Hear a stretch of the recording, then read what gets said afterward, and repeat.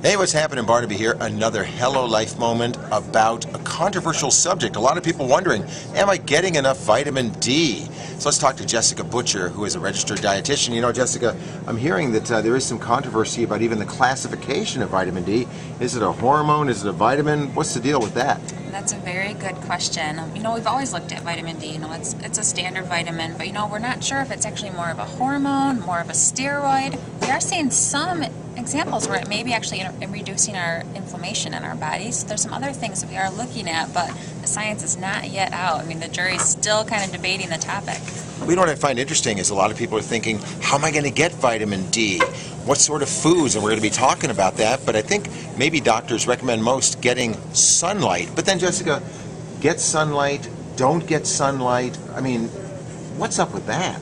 That's a really tricky one because our skin actually can produce the right form of vitamin D that we need in our bodies, but the sun can also cause skin cancer, so we're told to stay out. And if you're wearing any sunscreen at all, your skin's not going to be able to produce that vitamin D. So while they recommend that you could go out in the sun, up to 20 minutes each day, that still could increase your risk of skin cancer. So the better option would be to look at vitamin D from foods or supplements. Okay, let's talk about the foods. I guess, I was looking around and the number one pick for food for vitamin D is fresh salmon.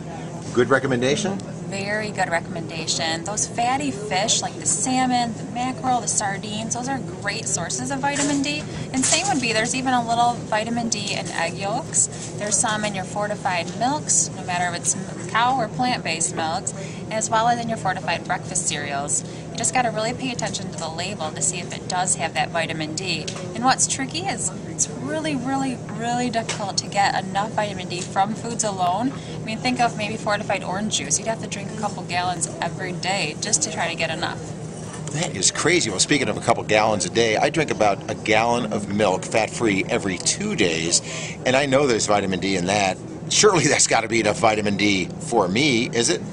Still would not be enough. We need to get at least 600 international units, is the unit of measure that they use for vitamin D, every day, and that's quite a huge amount. If you really wanted to get a great source, cod liver oil would be a great source by down in a couple tablespoons of that, but that would certainly be an acquired taste. Right, well, so how about a supplement? A supplement would be a very good option, and there's a couple different forms of vitamin D out there. There's vitamin D2 and vitamin D3. And now if you're a vegan, you're probably going to want to opt for D2, but D3 is much better absorbed in the body, and the research is, there's some conflicting research out there, but for the most part, everyone's pretty much agreed that vitamin D3 is better absorbed for your body.